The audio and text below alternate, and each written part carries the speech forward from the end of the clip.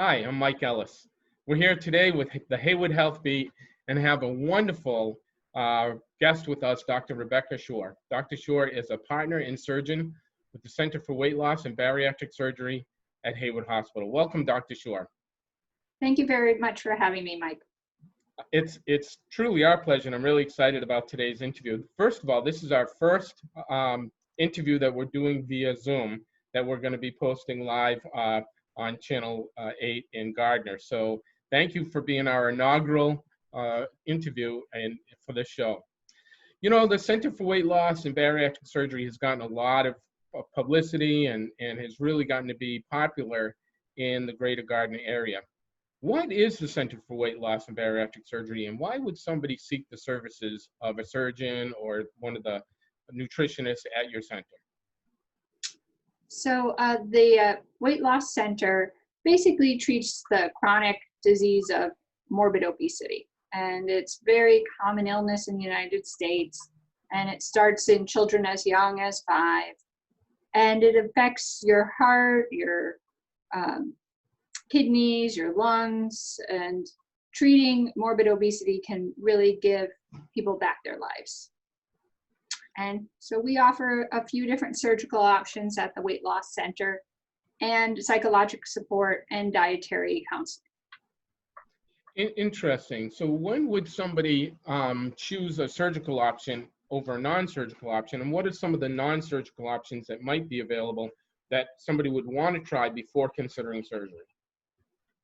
So we do like people to have tried diet, exercise, and behavioral change before jumping to weight loss surgery. Most patients in the United States have been on a diet or a supervised calorie count with either a dietitian or their primary care or one of the publicized weight loss centers in the United States. But it's important to know how many calories you're getting in, how much your metabolism is burning, how much exercise you can do with whatever's going on with your health, and then what kind of coping mechanisms you use when you're otherwise eating or snacking.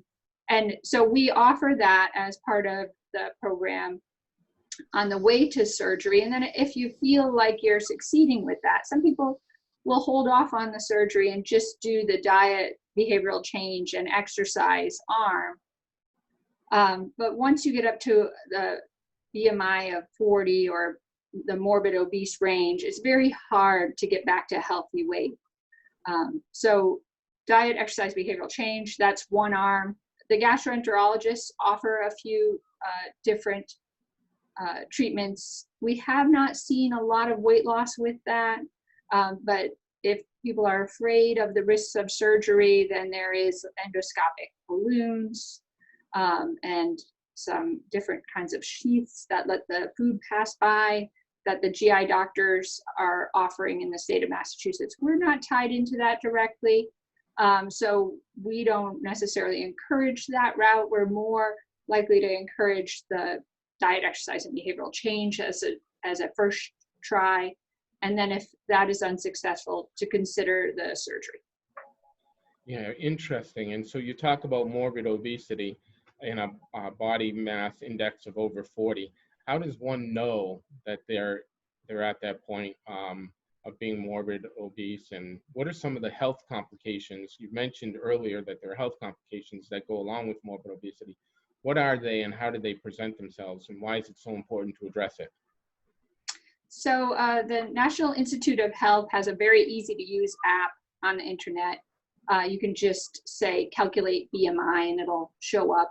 And it's based on your height and your weight, and it calculates what range is healthy and what is overweight or morbidly obese. And so the National Institute of Health says that a BMI between 20 and 25 is ideal, and then 25 to 29 is just overweight, and 30 and above is obese, and morbid obese continues to super obesity. I really find that in the United States, we're not used to seeing people in the range of 20 to 25. It almost is too skinny. I myself am at the range of 27, but we can calculate your BMI. A BMI of 40, just that alone is a good reason to address your weight, because that BMI can cause problems down the road with high blood pressure, high cholesterol, sleep apnea, coronary artery disease, diabetes. And so you don't need to have any medical problems if your BMI is 40. If your BMI is 35, we can offer you weight loss surgery if you have sleep apnea or diabetes or high blood pressure that's requiring more than 2 medicines. So people really feel like they are taking control of their health when they have these types of surgeries, because it can get rid of many medications and solve several medical problems. You mentioned some of the big diseases in the United States or complications that result from weight loss, and I'm wondering how they really affect diabetes, how being overweight can affect medical implications like diabetes or sleep apnea. You mentioned so many of my friends have been diagnosed with sleep apnea and are in CPAP machines. What does that have to do with being overweight or obese?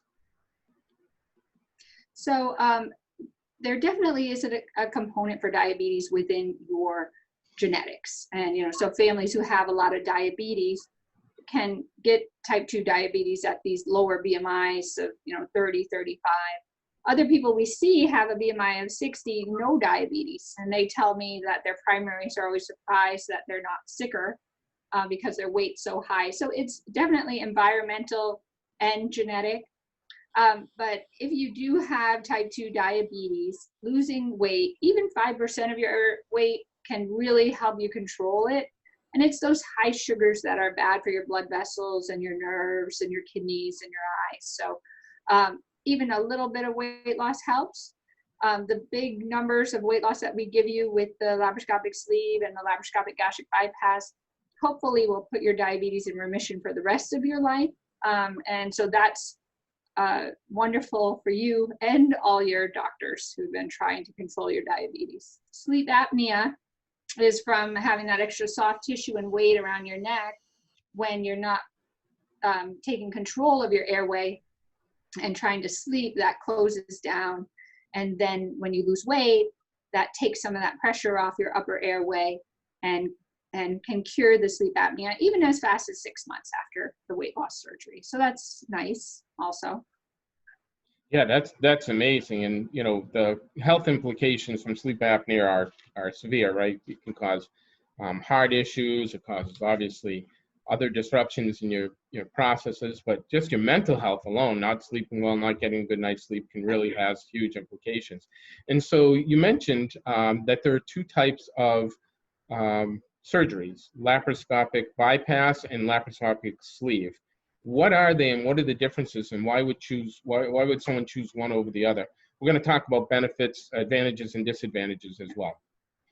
So both those surgeries are done with 5 little incisions, take about an hour or so to do, and are one night overnight in the hospital. So they're very similar as far as the day of surgery and the recovery. The benefit to the medical illnesses, both of them help diabetes, high blood pressure, high cholesterol, sleep apnea.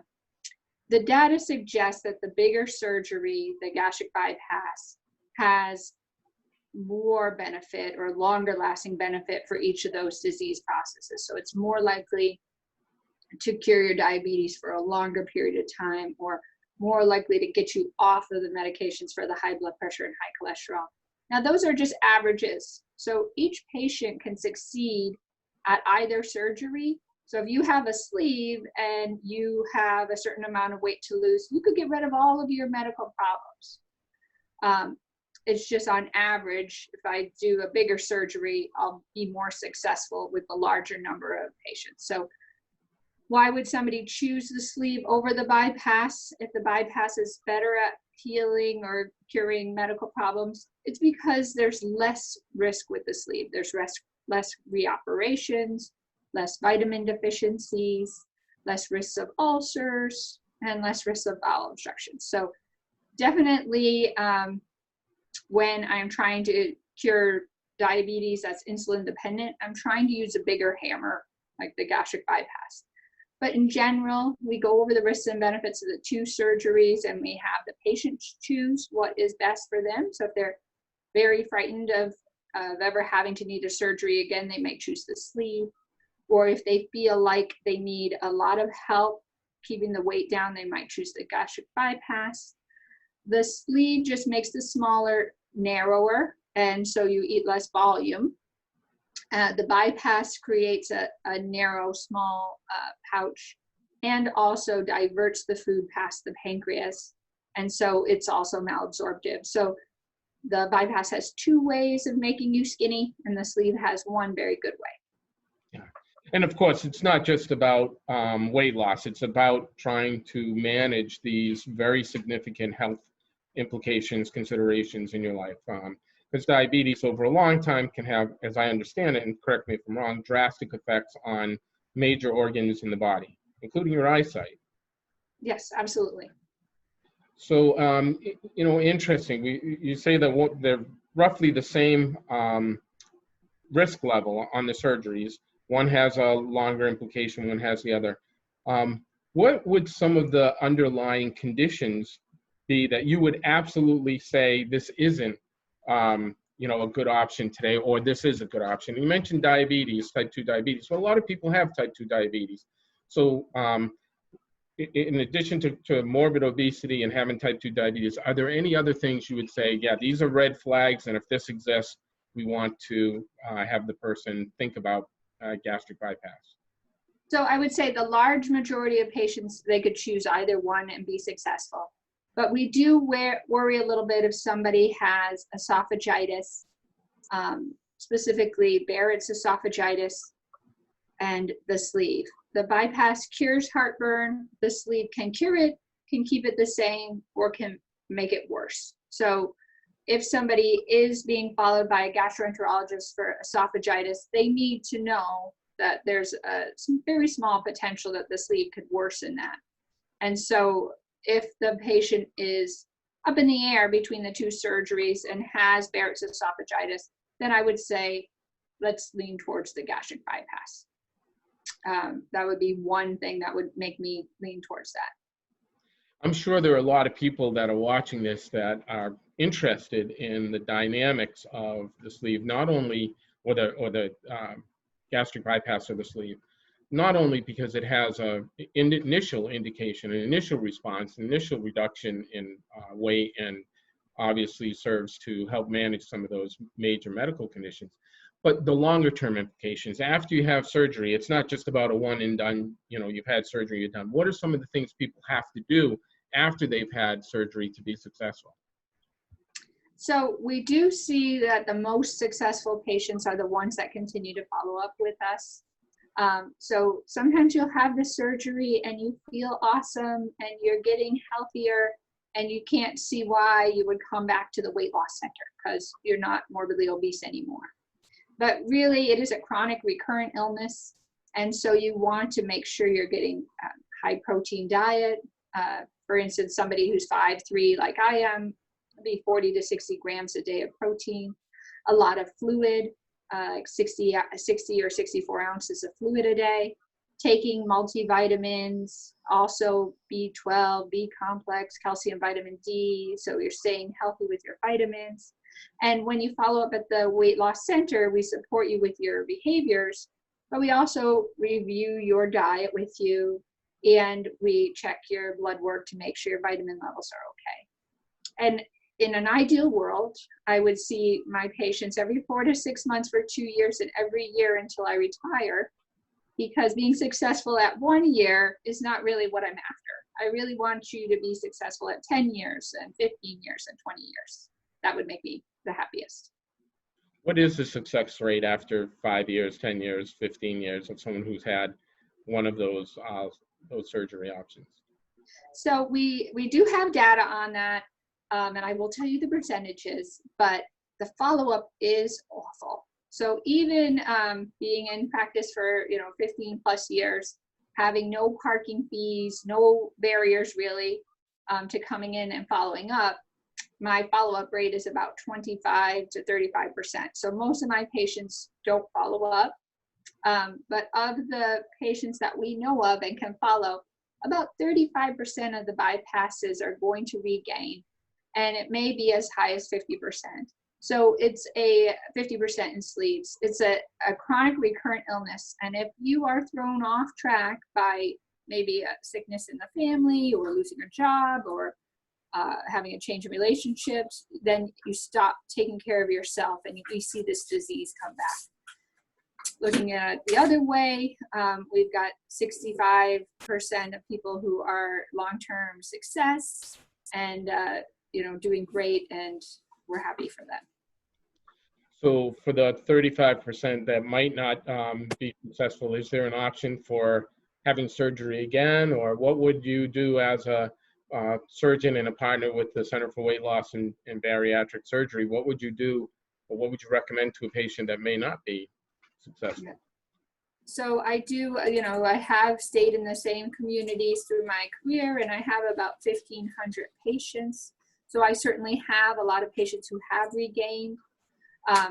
Things we offer to continue with us, working with our dietitian and our behavioral health specialist, to join our classes and support groups to help to get back to the behaviors that will keep that weight off or get that weight back off. To meet with an endocrinologist or a bariatrician to try one of the diet medications. Or if they choose to see a GI doctor and think about an endoscopic procedure to try to lose weight in that direction. Interesting that you just mentioned as part of the ongoing support and services for folks that are, getting services through the center. You talk about classes and other information. What can people expect to learn from support groups and the classes if they are engaged and participate in them? What are some of the key elements? I mean, so each part of your life is changed when you change the normal, like, social interacting of eating, like holidays, Thanksgiving, Christmas, going to a regular birthday party, and so stuff like the everyday stuff is better supported by other patients who have lived through it. Deciding what to bring, deciding what to eat, deciding what to say to family members who are trying to encourage you to eat more than you could tolerate. Those types of coping, I think, come back best from the peers, not from the physicians. But other things are stressful eating or developing a sweet tooth later on after the surgery and how to deal with that. It's very hard to deny yourself always, so that sometimes you have to come up with a plan to make sure you stay within your calorie boundaries, but be realistic. So those types of things, certainly. Different types of exercises you can do if you have bad arthritis or you just can't, do any pounding or running or typical exercise that doctors would suggest. We sometimes have recommendations for that, and physical therapy even. Nice. It's important to note that the Center for Weight Loss and Bariatric Surgery is not just about surgery. You talk about information and classes and support, but you also talk about your team, the psychologists and nutritionists and social workers that serve on your team to support folks. What are some of the things that they do? Why is their role so important in the success of your patients that come through the Center for Weight Loss and Bariatric Surgery?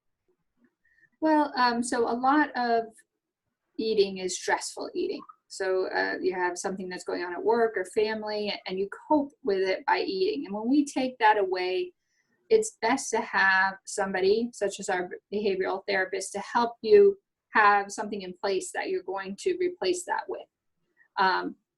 So they're excellent at that. They help with how to get around things at work with, like, social interactions. Maybe your friendships are changing. People who used to treat you differently when you were heavy are now treating you very nicely when you're thin. And this might not actually make you happy. This might make you question why they treated you differently before. So it does affect maybe your marriage, your friendships, your family. They help you with that also. Yeah, I think that's so important. And, we do a lot of support groups at Heywood Hospital. I'm involved with the men's group. And it's interesting to hear and see the huge impact that peer support has on the folks that are involved in these support groups. And so I would certainly recommend in a big way that folks that are associated with the Center for Weight Loss and Bariatric Surgery get engaged in the support groups and continually, refresh their information about, their own bodies, their own medical conditions, and certainly the implications relative to weight loss. All right, so I'm a person who might be overweight, have some medical conditions. How do I begin the process of exploring bariatric surgery as an option for weight loss? Where does that start? So the center has an introduction class where we kind of talk about both surgeries, qualifications for surgeries, and each insurance company is different, so we do help you to make sure you have coverage for the surgery. And then once you do that class, then we bring you in to meet our physician's assistant. She goes over your health, make sure the appropriate testing is done to make sure the surgery will be safe for you. Meet with the dietitian a few times, learn how to count calories, choose a protein supplement, go over best ways to eat throughout the recovery, and meet with our behavioral health. Wow, so there's a lot to it. Do you interact, that you mentioned endocrinologists and the gastroenterologist? I would assume the primary care physician is also huge. What's the relationship you have with each of those specialty or primary care doctors at the center? So certainly we do get involved with specialists. When we initially see you for your intake interview, we determine what's best for you. So if you have a history of heart disease, we may have you see a cardiologist. If you have diabetes that's not controlled, we may ask for help from the endocrinologist or nephrologist, or for your kidney function. Depending on each person, we adjust to them. The primary cares, they make sure the patient's safe for surgery. They do weigh in with the patient of which surgery they think is best for them, and they're helpful in that regard. And the gastroenterologist sometimes will need an endoscopy, or maybe I'm seeing somebody who's 60 who's never had a colonoscopy, and we might want to catch up on some good screening while we have the opportunity. So definitely pull in those other doctors. They're very happy. I always ask the patient just around the 4-month follow-up. Most patients have lost somewhere around 40 pounds by then. And I'll say, have you seen your primary? Oh, yes, they're so happy, because they've been working with this patient maybe 10 years with no change. And now finally everything's getting better. I would absolutely echo that the specialist really provides some very dynamic information, education, and services to folks that are struggling with weight loss. But that team approach is so important, and I see it. It's so obvious at Heywood Hospital how much our doctors collaborate and communicate about and in the interest of their patients. So I applaud you for that. Now, you just joined Heywood recently. Well, I say recently, a year. Have you been at Heywood a year? Yep, one year. I started in June of 2019. How's it been for you? How's that ride at Heywood Hospital been? Wonderful. Yeah. So I'm really surprised at how basically happy the staff is here. It's very easy to start right up. The operating room was excellent. They knew the procedures, the turnover times, which means the time between each case is very short. Patients are well cared for in the recovery room, up on the floor. Everything has been great. Well, it's really a pleasure to have you here.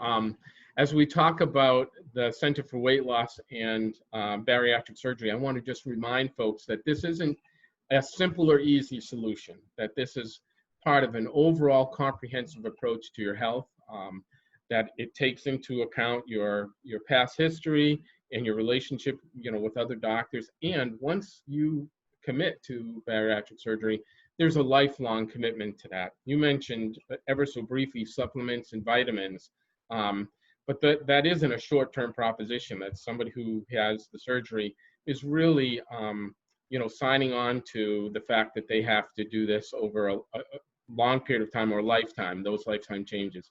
Can you talk a little bit about what some of those lifetime changes have to be in order to be successful? Certainly.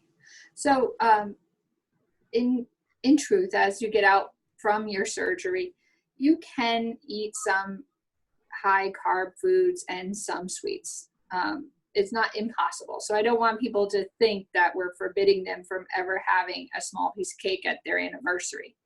But we do try to steer you away from those concentrated sweets. And especially after the bigger surgery, the gastric bypass, is difficult to have a high carb food. So there's going to be some food restrictions. There are some vitamin absorption issues, especially with the gastric bypass. So we ask you to take vitamins every day. And sometimes even with taking those vitamins every day, we need to replace those with IV iron or a shot of B12 or a shot of thiamine, which is B1. So those things we're keeping a close eye on for you. I hear a lot of patients tell me that the calcium is difficult because it's a larger pill and they forget it. I want to forget it too, but it's important for our bones and our health. So we do encourage that. There's one vitamin that, we see is low again and again. Certainly vitamin D. We're always harping on the poor patients for that. And the dietitian can tell you what foods to add for these vitamins too. So certainly if you're completely organic and want to do it with your diet, we can help you with that. And other things that we ask you to do are exercise. Very helpful for maintaining your health, your lungs, your heart. Even if it isn't changing the number on the scale, it's part of taking care of yourself. And so we talk to you about 45 minutes of exercise 4 times a week, which is the recommendation. So it's a lot. I mean, it's a life-changing surgery, but more of changing to healthy diet, healthy behaviors, healthy vitamins. It's a lot. Yeah, it is a lot. And I think that's an important thing to remember, that this is a commitment to a lifestyle change and to a, not just an easy or quick solution. If somebody has surgery somewhere else, that you mentioned that there are weight loss centers all over the country, right? And so that do bariatric surgery. If someone has bariatric surgery from the Gardner area at another facility, can they transfer their care to Gardner? Can they transfer their care to the Center for Weight Loss and Bariatric Surgery? Certainly, if you had your gastric bypass in Miami and you move to this area, I'm going to take over your follow-up. Or if you had a band placed out of the area and you want to consider a sleeve or a gastric bypass because you're back to your start weight, we will definitely see you and take care of you. So if the primary have patients that need follow-up, we're happy to take them on. Yeah, I think that's important because, Gardner's bariatric surgery, while it's been around for a couple of years, is still relatively new in the field of bariatric surgery in Massachusetts. There were programs that existed before Gardner. I wouldn't say they're better than Gardner, but they existed before Gardner. Gardner does a great job. And I know I've talked to some folks who've had surgeries at, UMass or some of the other local hospitals before the Gardner program was available that would like to come to Gardner. So I think that's an important message for folks to hear. Again, how would they do that? If they wanted to transfer the care, would they call the Center for Weight Loss and Bariatric Surgery, or would they go through their primary care doc? So I actually trained at UMass. I am from UMass. The doctors that are doing weight loss surgery there, I know. So certainly if you just had your bypass at UMass 6 months ago, you really should be following up with them for the first 2 years after, because they're the guys that are, their diet is the one that you're supposed to be following, and each program is different.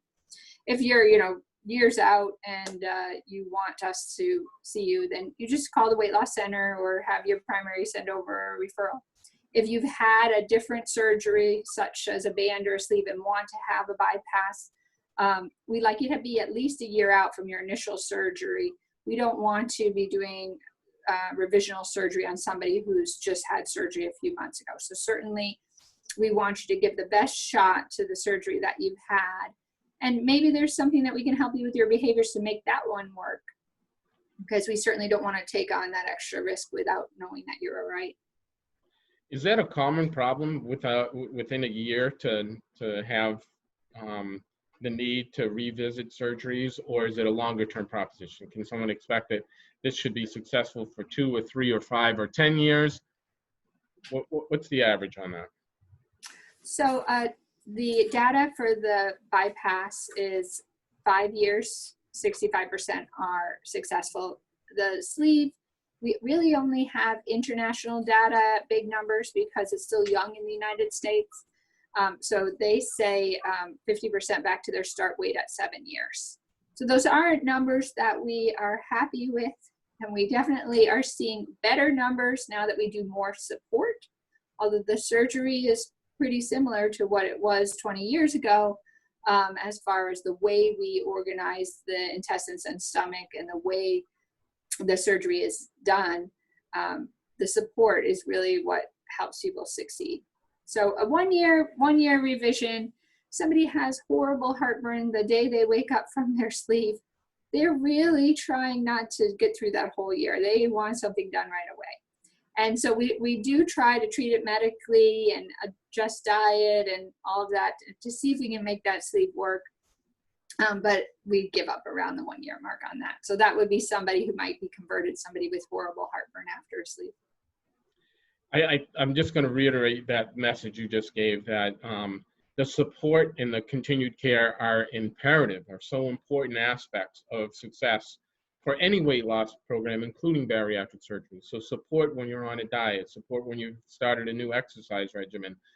Having that support of people who are like-minded and have had successes and have had failures is such an important aspect for your continued success. And so folks that are watching or listening out there to today's interview with Dr. Shore, please know that there are a lot of people who have faced similar issues, battles with weight, that you're not alone. And knowing that and seeing that and feeling that and being part of that fact that you're not alone, you're not the only one that's struggling through it, can sometimes be very comforting.